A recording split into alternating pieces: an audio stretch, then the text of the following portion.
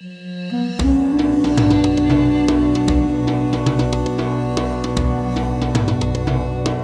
afternoon, everybody. I'd like to welcome you all to the Halftime Talk feature interview series. And I'm delighted today to be joined by Ms. Hela Cheikhrouhou, Regional Vice President, Middle East, Central Asia, Turkey, Afghanistan, and Pakistan at the IFC, the International Finance Corporation. Hela, lovely to have you with us, and thanks so much for joining us for Halftime Talk.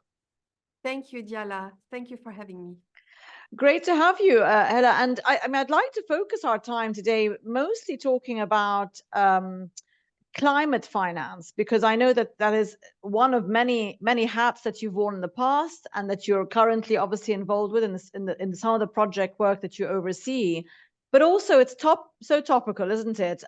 Following the COP28 consensus that we had here hosted in the UAE, and the sort of new targets set by countries in their hope of resolving this climate challenges that we're having. So I'd like to dig into that a little bit, and obviously talk about private sector investment into that space, and where the public sector also comes in.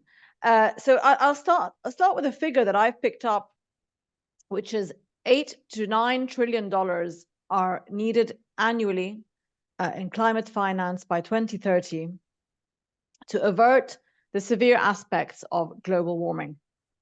So that's a big target. We know there's many challenges out there, but I want to start the conversation by asking you what you would identify as the top 3 things to change from the policy side to get the ball rolling on climate finance. So, Diala, the reality is that private sector entrepreneurship is very resilient and adaptive globally and in this region. This region of the world, which is contiguous and covers, another way of defining it is the southern, western, and central Asia region, is central to global trade and flows, and is also, of course, in projections shown as one of the regions that will showcase the most severe warming and also water scarcity. So there is an intrinsic aligned interest here for implementing the historic UAE consensus that was reached. And when you say 8 to 10 trillion of needs, I hear 8 to 9 trillion of opportunities for private entrepreneurs. It will take to unleash this to create the right incentive, the right environment, and the right investment opportunities. And that's what we, as the private arm of the World Bank, as a partner to the emerging market and developing economies, entrepreneur, we are looking to making sure in all these countries, and the region I work on has 740 million people, all with hopes and dreams, very young on average, and looking for opportunities not to no longer depend on the government jobs, but to have private and entrepreneurial jobs to earn their living. And that's where the right policies and actions will help. 3 things. One is remove the bottlenecks for private entrepreneurship, the whole cycle, when it comes to having a lifestyle that is compatible with the circular carbon economy that in the Saudi presidency of G20 in 2020 was adopted. We have to have the way to reuse, reduce, recycle in order to sustain good quality of life on this earth. Number 2 is to have strategic trends and visions for each of our countries and regions that stand the test of time and the passage of various administrations. Private entrepreneurs and private sector will find it difficult to work with a flip-flop in terms of policy. Today, investments in water desalination is important. Tomorrow, it's no longer. Today, investing in a renewable source of energy is important. Tomorrow, it's not. So we have to have that continuity in order to gain momentum and to reduce the perception of investment risks. And third, the world hasn't yet coalesced around functioning carbon markets. So of course, the private sector is not getting the right signal in terms of price about the value add of avoiding emissions of greenhouse gases. So in order to compensate for that, you need actions that can include fiscal incentives for the countries which have the deep pockets, or what we call in the World Bank blended finance, these donor money that can be used for absorbing the first loss or filling an economic viability gap to make a climate resilient or a lowering emission investment more economically viable. Okay, great, Hela. Well, I mean, let me pick on a couple of those points that you just made there towards the end. And one of them was, you know, this I suppose you've got the developed countries and the developing countries, and of course that's the public side, but we'll talk about where the private sector comes in. But of course, one main takeaway from all the COP meetings that we see is that the developed world must be doing more to meet its finance commitments it's made already to help the developing world mitigate climate change. We cannot be setting the same parameters for both for all economies, if you like, not one size fits all. Just let me ask you again one sort of general big picture question. Following COP28, do you think the message is getting through for the developed economies that, you know, they have to be more flexible, they have to take more of the brunt, taxation-wise, etc., in order for the developing emerging economies to be able to implement, to catch up, for the projects to be done in those countries, and for the incentives for the private sector to get in there? So you see, Diala, the issue is that fighting global warming and stopping greenhouse gas emissions is a global public good, or in reality, more of a global public bad. So because the world is made up of 190 sovereign entities or plus, it's not a cooperative game in the game theory. And that means that the developed nations will not find it in their best interest to put the kind of money and amount and fiscal space needed for the developing countries to make it more appealing to them to go to a lower carbon economy. Their own citizens will not sustain taken away from their fiscal space enough to help the developing countries. So that's why you will see today that humanitarian money, climate money, and development money, the boundaries are being blurred because it's the same fiscal space of OECD countries or developed countries that, yes, previous generations are the ones who polluted. The current generations are not willing to pay for it. So we have to be able to use it in a more catalytic way. That's what I call blended finance. For $1 of donor money, instead of just putting it as a grant to do an activity, can I use it as a way to leverage? In IFC, every dollar we used from donors for blending to do climate solutions, we leveraged $7 of private investment with it. That's the kind of actions we need to do. We have to use financial engineering because straight up finance is not gonna cut it. Okay, and I mean, on that blended finance solution, are there, in your opinion, enough, you know, sort of, I suppose, bankable opportunities in the project pipeline to entice the private sector to come in? You know, and does that differ from one region to the other of the developing world? I mean, we've got Middle East, Central Asia, Turkey, Afghanistan, Pakistan is a large area. Are we seeing better opportunities or more obvious opportunities for those solutions to come in? Great question. That's part of the hats that at the World Bank we fulfill, because we act in the full spectrum from pure public to pure private investments. And in the middle, you have the whole universe of public-private partnerships. And to create bankable projects or bankable pipeline of solutions that are scalable and replicable at the speed that is needed to move the needle on global warming, you really need both parties to be working hand in hand. That's why our shareholders asked us to adopt a new mission and vision and to stretch our balance sheet. And we now have the mandate to achieve a world free of poverty on a livable planet. That means that the governments have to adopt the right kind of policies and strategies and create those opportunities for the private sector to provide those public services like energy, like water, like food security. And in order to achieve that, we provide advisory services to the concessioning authorities, because you could do it in many ways, public-private partnerships that are bankable. And basically, the idea is that the private sector front loads the investment needed, manages this infrastructure, provides this service to the private sector, and recovers his investment through tariffs, sale of products, but sometimes also through tax incentives and what we call the viability gap.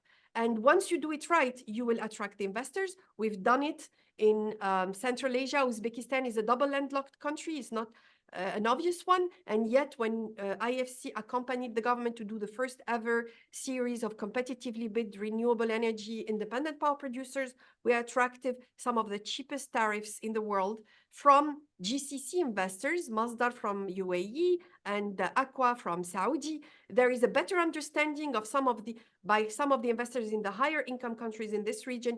They understand and appreciate the value of coming into some of these young and bulging and dynamic countries like Uzbekistan. And you have Turkey.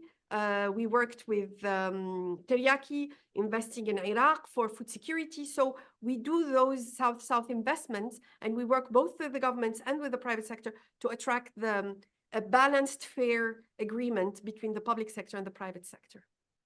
Yeah, and I mean, and in that sort of model, and you're talking about the IFC, for example, coming into a country and engaging with its public sector as well.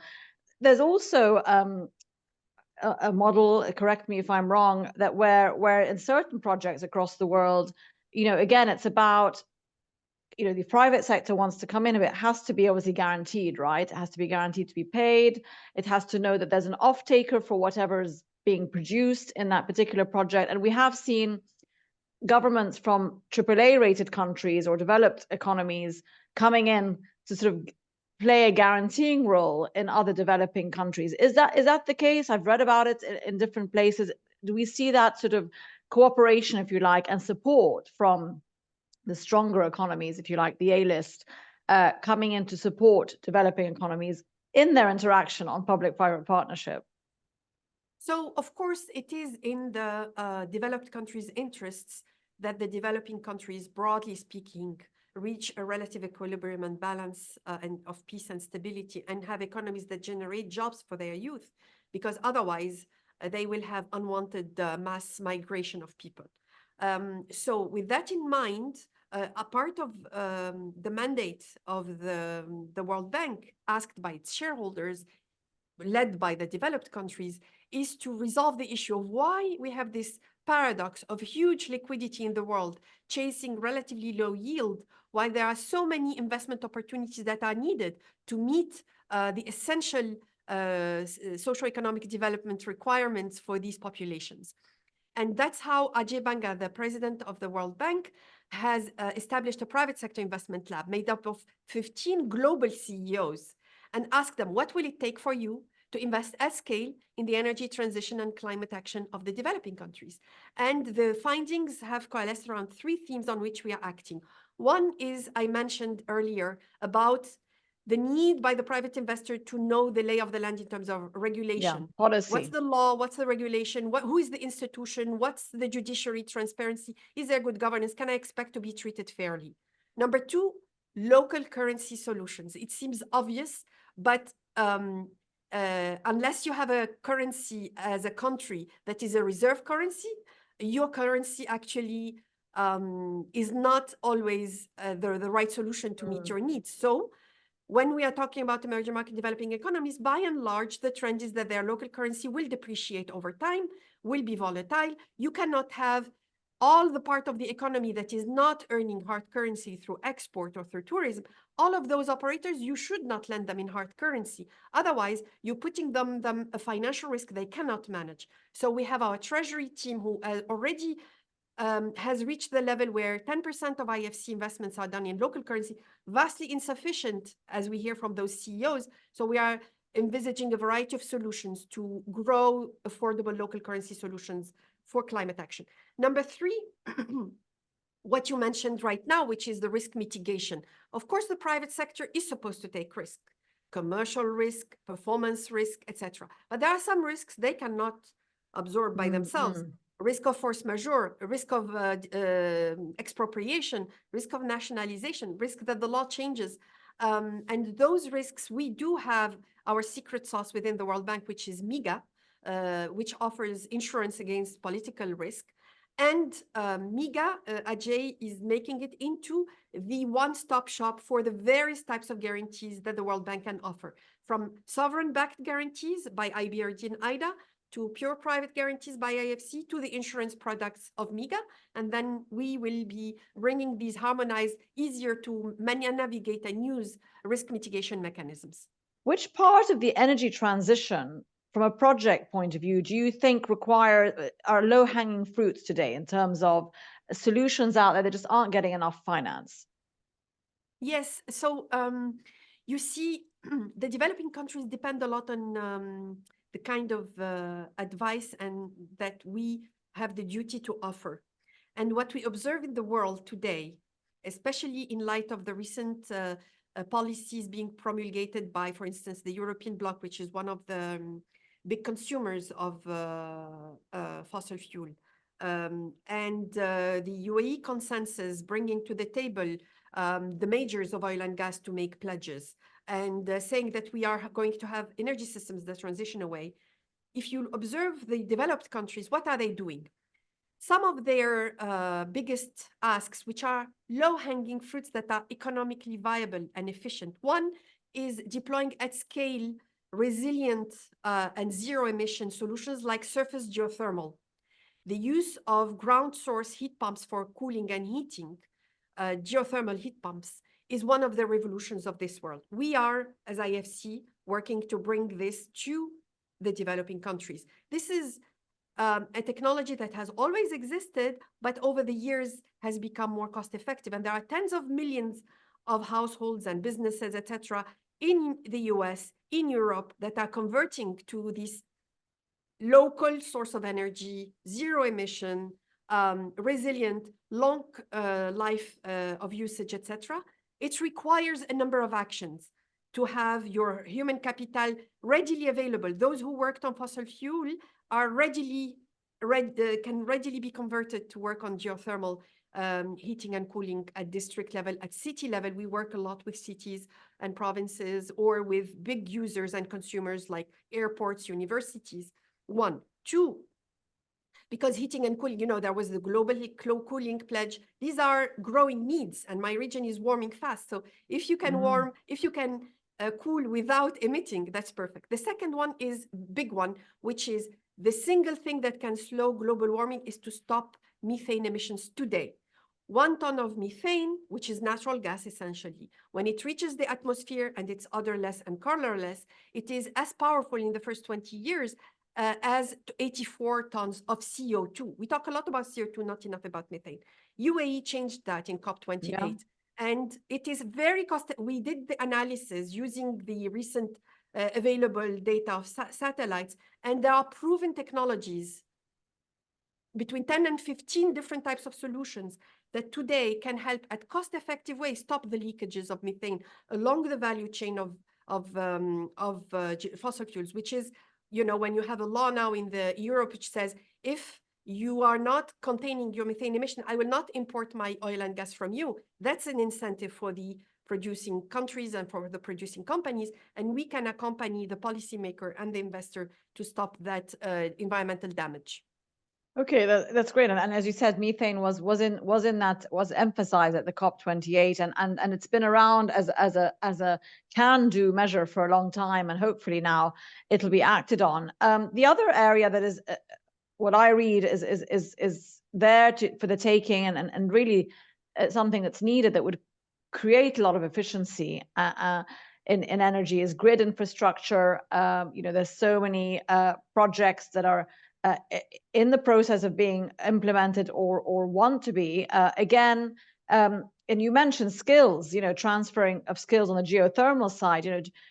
So which countries in the world are best placed who've implemented projects there to transfer those skill sets, technologies, etc., to implement projects across borders, if you like? Are there any obvious partnerships there that can push us forward on the grid infrastructure front?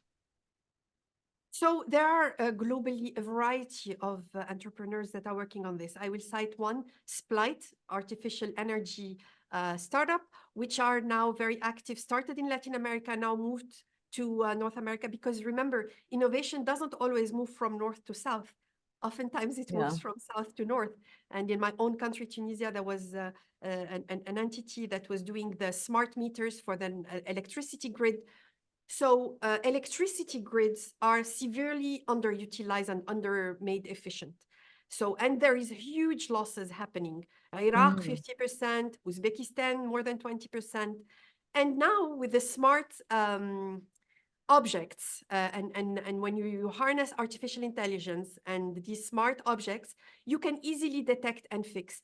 Right now, grids are run using very basic assumptions about the weather, temperature. So we are underusing our capacity. Instead of using rare metals that we don't have enough of for the energy transition, like copper, etc., to lay more transmission lines, why not use better what we have and stop the leakage in what we have? So there are startups and mature companies that can help handle. And grid management is becoming ever more sophisticated and enterprise. Why? Because in order to have a viable electricity sector, you have to have beneficiaries that pay. Now with smart meters and remote management of the grid, you don't have to have a collector that risks his life to go and cut the electricity on those who don't pay. And as you inject more intermittent electricity from wind or solar, you need to be able to adjust between your baseload solutions, your peaking power solution, and these intermittent electricity. So I think the solutions are there. Where will the technology move from to? They can move from south to north, from north to south. We just have to have the momentum and the consciousness of one important variable we always forget, the value of time. The projects that we've seen, if you look at a bigger picture thing, again, the last 5, 10, 15 years on the energy transition and indeed on climate finance. Of course, we've had a very, finance has a nice, easy run in terms of interest rates in the last decade or more, relatively speaking, to previous periods. Of course, we all know in the last year and a half or year where the cost of finance has gone. Perhaps we've come to a peak.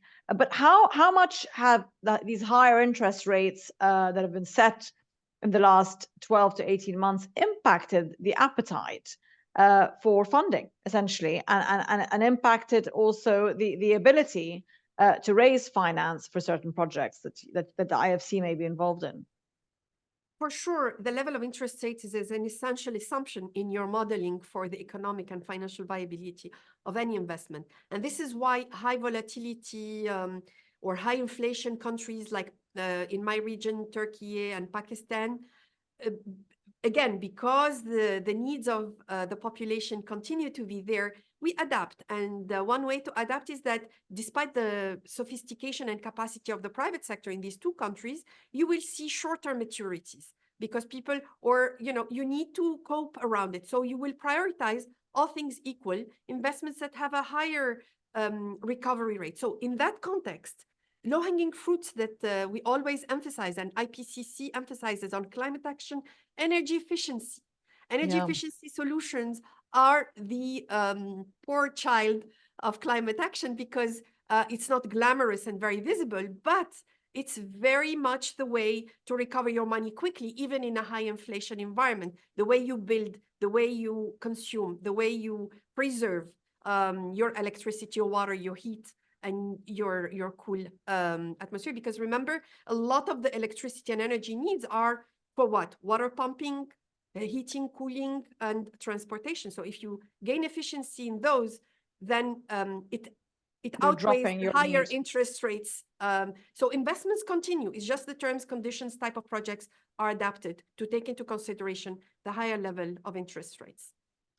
Hela, I wanted to ask you about carbon markets before we let you go. You mentioned it at the outset as one of the obvious solutions that obviously they exist already, carbon markets, but there is a sticking point, isn't there, about agreeing. We don't really have a cohesive agreement yet, even in COP28 on some of those points to do with carbon markets. What do you think is the resistance point there of making us sort of progress more quickly on agreeing to that as a tool, if you like, as one of the many mechanisms that we're looking for, that business are looking for? Well, it goes back to the fact that global warming is a global public bad, right? And nobody wants to pay for the others. So again, if we were talking about intergenerational justice and polluter-payer approach, then you would think those whose cumulative emissions historically are the highest should be the ones who would have their own companies who are emitting today pay a higher price for carbon in order to give the resources to those who are yet to develop, yet to industrialize, yet to meet their energy needs. It's not happening that way. So that's the breakage, and that's why you saw major countries walk away from Kyoto Protocol and the carbon markets collapse. Because again, psychologically, the citizens, the voters will not support that. So you see localized carbon markets. You see Europe, different countries have different carbon markets. They are approaching what the scientists think should be the price of a ton of CO2 today when you send it to the atmosphere in Europe. There isn't such thing in the US, for instance. So the solution, of course, the countries that are low income or middle income struggling to meet their own needs will resist the idea that they should impose on their own population. But this, we should stop that divide and think all of us are being at risk. The humanity itself is at risk. So basically, these voluntary carbon markets, which credibility has been touched very much, is because why? You're taking the emissions absorption of a big forest in a poor country, and you are selling them at a couple bucks a ton to a company which is not willing, in developed countries, not willing to invest enough to reduce its emissions. This is not justice. So once you reach a good level of price of carbon and you reach a way to make sure that forest is truly preserved and that carbon absorption is not sold many times, and then the one who is buying it is credible and is truly doing everything under the sun to reduce their emissions, but then there is a residual, they cannot with technology of today do it, and they have to buy at a decent price for it. So that's what it will take to have markets that work, but the interests are not aligned, so that's why it's complicated. Yeah, and those interests, I suppose, that brings us back full circle to policy and regulation and having enough agreement on that across, as you said, alignment across countries. Hela Cheikhrouhou, a regional vice president at the International Finance Corporation, thank you so much for your time and for joining us today on Halftime Talk. Thank you for having me.